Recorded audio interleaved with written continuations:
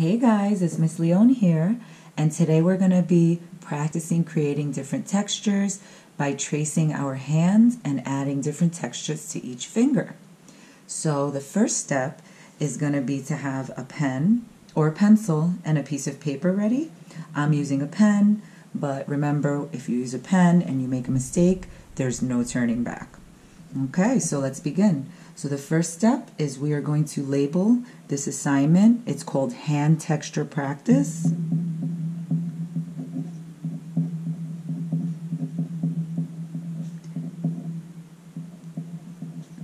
And this is part 1, page 1. And then just put your name in the corner. Alrighty.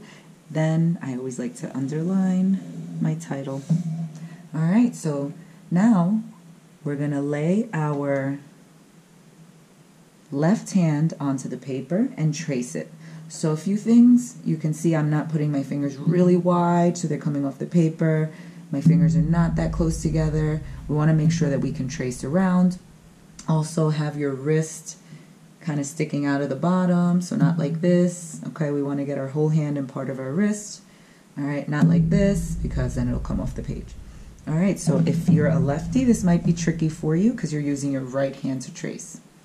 So I'm going to go in there with my right hand and gently trace around carefully. So this is kind of like when we were kids and we made turkeys with our hands on Thanksgiving. We traced them out first and then we added like turkey features. So that's the idea of how we're tracing it. If you have long nails, just stop where your nail starts, continue on the other side of your finger, and then just close it off because it'll look weird if you have like your little nails hanging. And there we go. So we have our hand traced out. So the first step here is we're going to be creating a burlap texture on the pinky.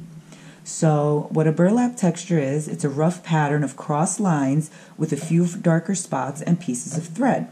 So we're beginning by starting at the tip of our finger and drawing rows of thin horizontal but slightly curved lines which follow the curve of the tip of our finger. And they're going to be close together down the entire finger and stopping at the palm. So let's do that.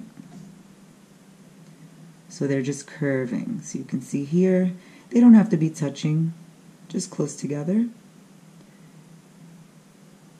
The next step is going to be actually to do vertical curving lines. So this is going to end up becoming cross-hatching. So you can see here, I'm curving them. It's not completely straight, but it is horizontal.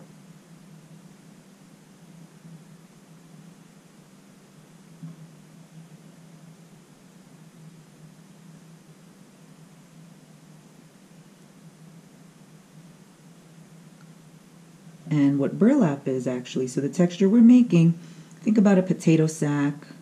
It's a really rough material. It's made by weaving twine. So it's not the most comfortable material. You wouldn't want a blanket made out of it.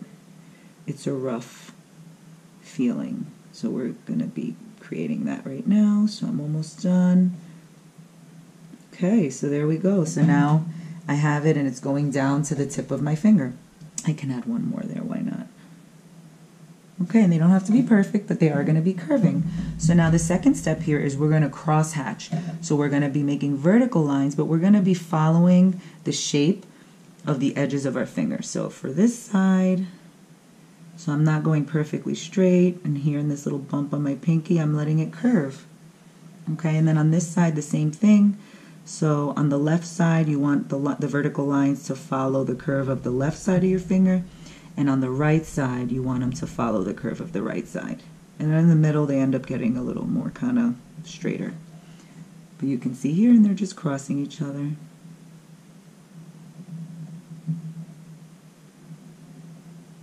And when I'm done here, I'll zoom the camera in a little bit. That way you can actually see it a little better.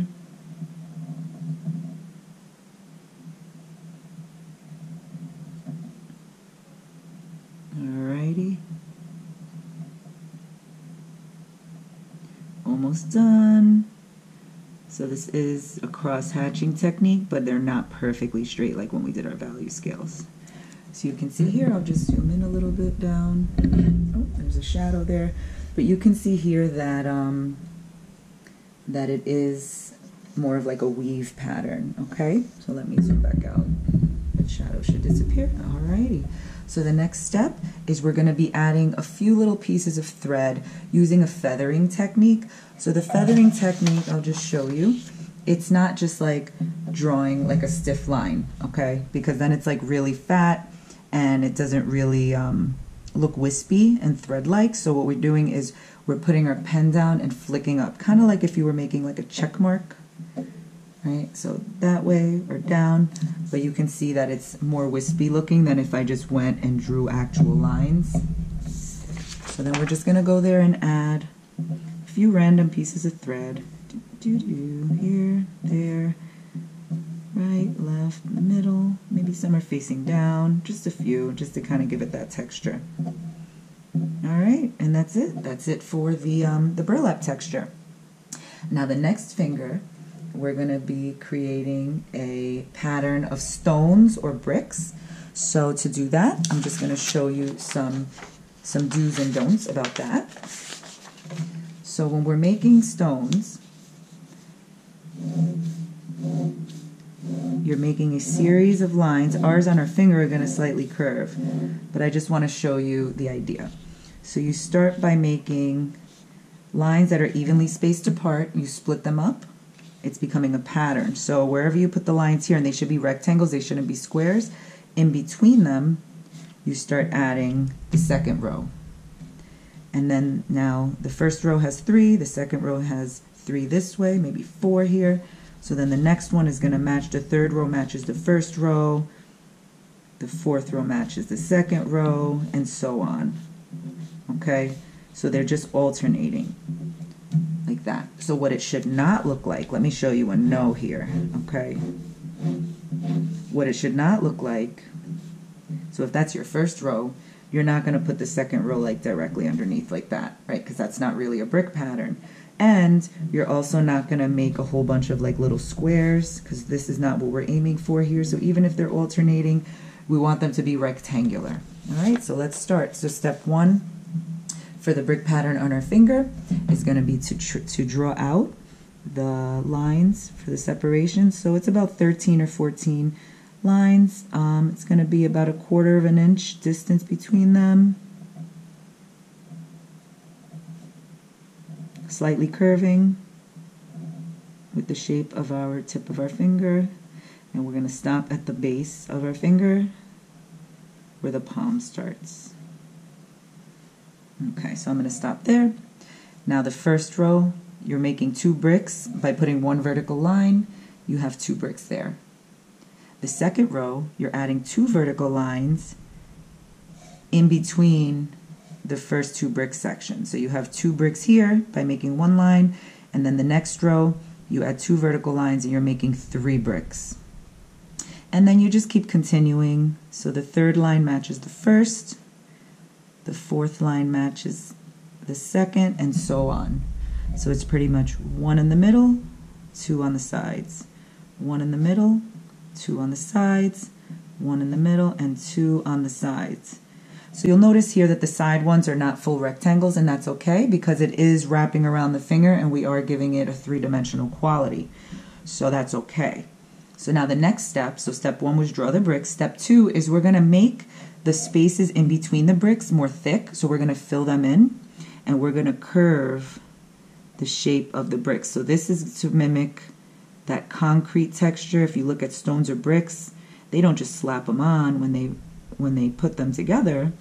There's a little space of like cement in between them. So you're going to be slightly curving, following, so you're curving the edges of your rectangles and you're thickening the areas.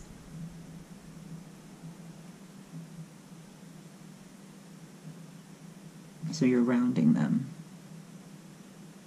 So this takes a little time, but you can see here now they're starting to get a little more thicker quality. Okay, so just keep going, rounding. So I like to start by just like rounding the edges and then just making the spaces thicker. And this is where you're really going to get that like natural stone. So just make sure though, the most important thing here is when you're starting the pattern, make sure that they're evenly spaced. Because if you have like one row that's really fat and then you have a skinny row, it doesn't have that consistency, right? Think about how bricks are created. They're made into like a mold. They're all exactly the same size, so there's like a consistency there. So you can see they're getting thicker.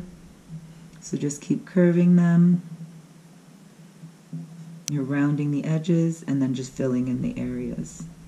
So again, remember, if you're using pen, make sure you're really taking your time here, because if you make a mistake, there's no turning back. All right, so I'm halfway there.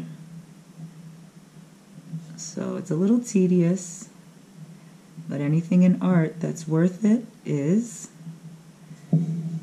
So it's about the quality, not the quantity. So we don't want to rush through these assignments just to hurry up. We want to actually do them properly. It's all about craftsmanship and attention to detail. All right, so I'm almost there. I have 3 rows left, but you could already see that they're getting more three-dimensional just by filling in where the cement would go in between. So next time you walk by a building or a school or anything that has bricks, take a look at this. Look at how they're made and imagine how we're doing this right now. You'll have an appreciation for it. All right, so if your hand is starting to get a little tired, as mine is, you can just kind of go like this real quick, even just like massage your palm. Okay, that's okay. Take a little break. Almost done. I have 1 row left.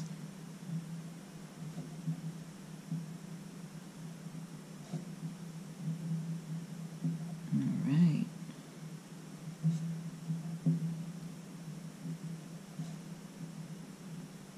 And then you can go in and look at it and just see if there's any spots that maybe look a little too skinny. Maybe you want to go back and just make them a little more full, because that's really going to give it that texture. Up here, you see a little spot up here I can fix.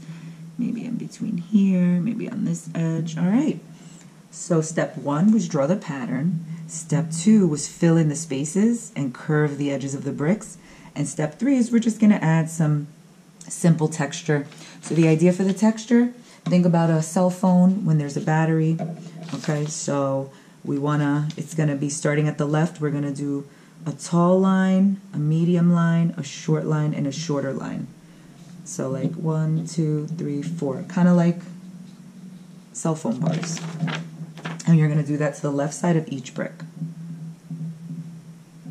So I like to start with the bricks that I can actually see the whole thing of. So when you get to these little short bricks on the edge, maybe it's just going to have 2 or 3. So like this one here, we don't see the full brick, so we're not going to put the full lines. But as long as it's on the left side of each one, you're getting a consistent texture happening there. And that gives it more of a sense of realism than just randomly putting it. So if you were painting bricks, it would be the same idea. You would have to draw them, but you would do it with paint, start filling in. But this is the same idea here. All right. All right, so next we're going to be making scales. So this is a tricky one. This was in the last assignment when we did texture, the value scales using scales. So just remember, when you make scales, it's just a series of U's that are the same size. Make sure they're not different sizes, they're the same. And then the second row, you can see it starts where the bump of the first one was, and it continues. So bump to the bump, bump to the bump, bump to the bump. Make sure that they're alternating. So let me just show you what happens when you don't do that. So let's say you have your first row, and you just put it underneath. That's not scales anymore. That's a whole nother pattern, maybe like cake icing or curtains. but definitely not scaled. So we don't want to do this. We want to alternate. Bump to the bump, bump to the bump, okay? You can see there, kind of ends up looking like grapes, and then you just finish and keep adding them on the side. So the tip of the finger, maybe going to add like 3 or 4. Let's see how this goes. 1, 2, 3. All right, so I have 3 there. We don't want to go too tiny. Do about this size. If you go too tiny, you're going to be there all day long. The key is whatever the first row looks like, the rest should match. So just remember, bump to the bump, bump to the bump. So I like to start like that and then just do the edges last. I like to start where I see the main bumps happening. Bump to the bump, bump to the bump, and then do the edges. Okay, and then just keep doing that until you get to the bottom of your finger. So when you're doing scales, just make sure that you're kind of doing them in one sitting. If you get up, if you get distracted, they start to change size. If you stay in the flow of it and you just do it all at once, you get a rhythm in the pattern. Just remember that they should be alternating, not directly underneath each other. That's the most important thing, and that's the biggest mistake that I see people doing. The second biggest mistake is not making the scales the same size. You start looking wacky, and then you'll be like, why does this look weird? And most likely it's because you're not following the bump to the bump pattern and you're not keeping them the same size.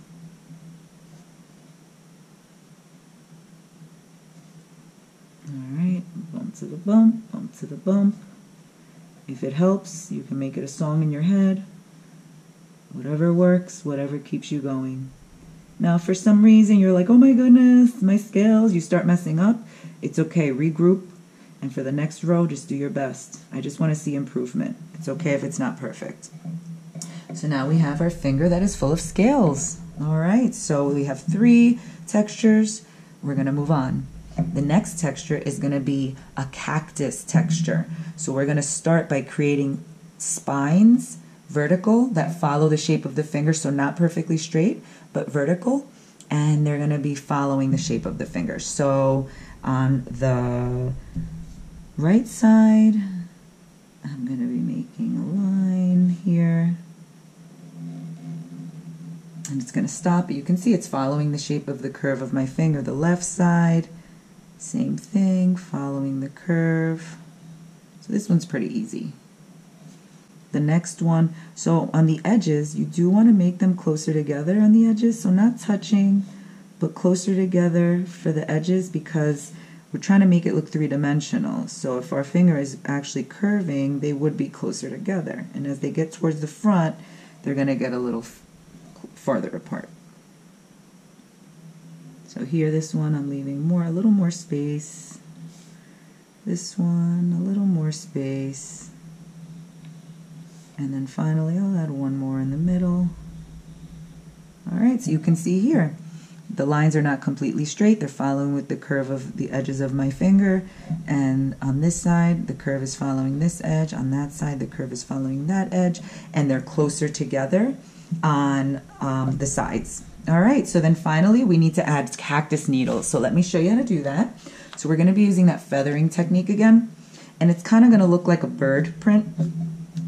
Right, so like 3 little spikes, but make sure we're feathering. They're going to be wispy, kind of like when you make a check mark. Okay, so let me show you what happens if you don't do that. So if I just go and just make 3 lines by pressing really hard, you can see they don't really, okay, yeah, they look like bird prints, but they don't have that little edge that's skinnier.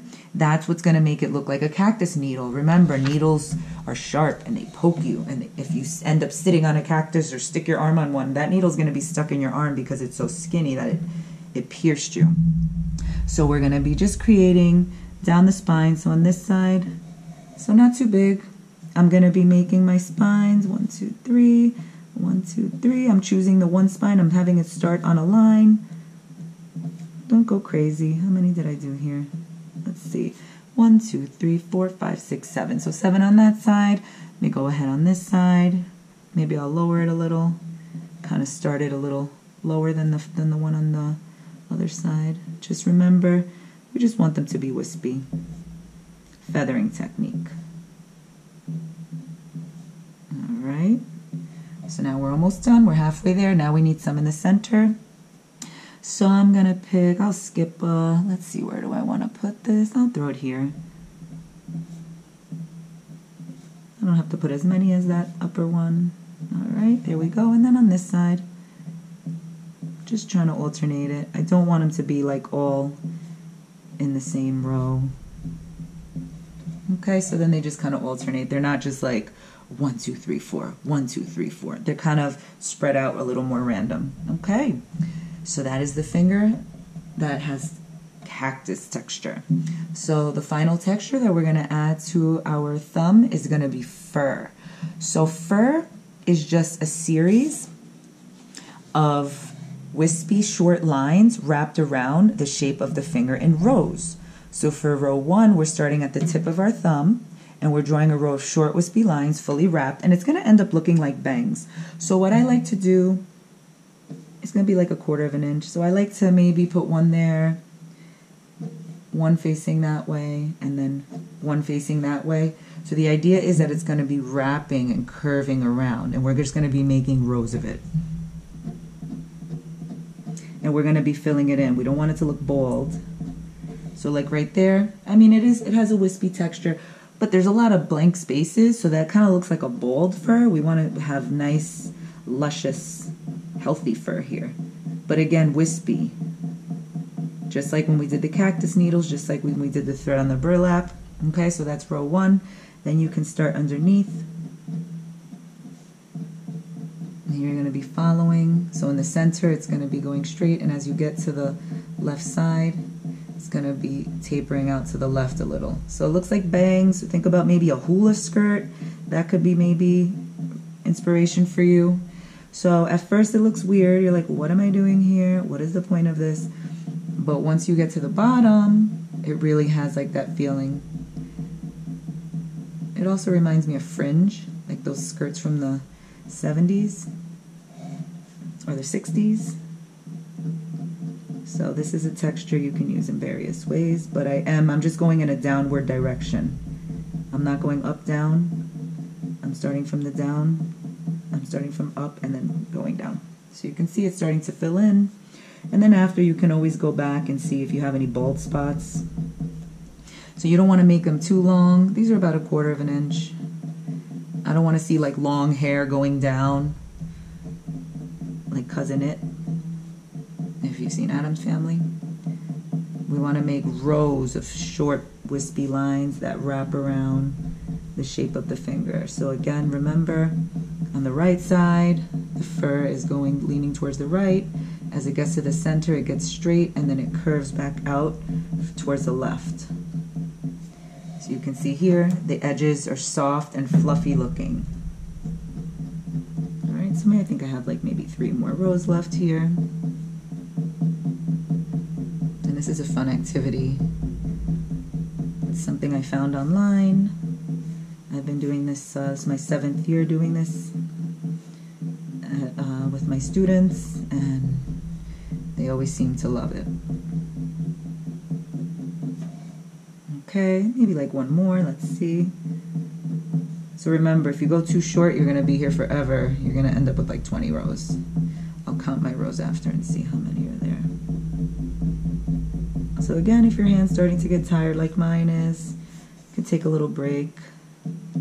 Alright, so you can see there, we have our fuzzy texture. Looking in here, maybe to this row, I see a little few bald spots, but just make sure when you're adding, if you're going to add more, follow the row. Don't just be like and just add them randomly. Actually look at where the row started and just add it to the actual row, because that's going to keep it looking realistic. Alrighty, so that is our fur. So we have burlap, which is a rough cloth potato sack texture. We have stones/bricks. We have scales. We have cactus, and we have fur. So now finally, to finish this off, it looks a little plain. Let's add some texture to our palm. So what you would do, even though we traced our left hand, if we flip it over, it's opposite. So what you want to do is kind of look at your hand And you can see the thumb is in the same spot, the hand is the same. So I'm going to be looking at the lines on my hand to inspire my lines here. You can use yours or you can copy mine. So remember, on your thumb, there's always like a padding here. That's like the cushion. Then most of us have like a line here, okay? Then I know on my hand, I have a line here. And then it splits. Let me look at my hand, okay? It splits. Okay, then I have like this random line there. And then at the bottom of our palm, where our hand meets our wrist, we also have a little palm texture. So there's another quick way, just by using quick lines, to add some realism to your art. It's all about the little details, and line is a very great way to add texture. So finally, we're going to make it look like it's bursting out of rock, just to kind of really finish it off. So around my wrist, around here and here, I'm going to put 2 horizontal lines behind it, right? I'm not drawing on my wrist, I'm doing it behind. And then I'm just going to make some cracks. So I'm going to go in this way and that way. Watch your angles. Just kind of maybe go out that way, back in, and then out. Okay, so now we kind of have an effect of cracks, right? So to make it really look like it's bursting out of stone, we're just going to take a series of vertical hatching lines from the top of each section. And this is just going to kind of give it a little 3D effect. And it's not much, but it's enough that in art, just by adding a few lines purposefully, you make things look more three-dimensional, and it really gives like a more finished look. Even if it's not totally realistic, it just has a more finished quality. It's like a special effect, because in art, that's what we're doing. We're making special effects. So there we go. Now it looks like our hand is bursting out of some kind of a stone. If you really wanted to, let's add a little maybe horizon line in the background, so it has a sense of space. There's land, there's something back there. All right, guys, so I hope you enjoyed this tutorial, hand texture practice. This is part 1, page 1. Just follow along and you'll be fine. And I'll see you next time. Have a great one. Bye.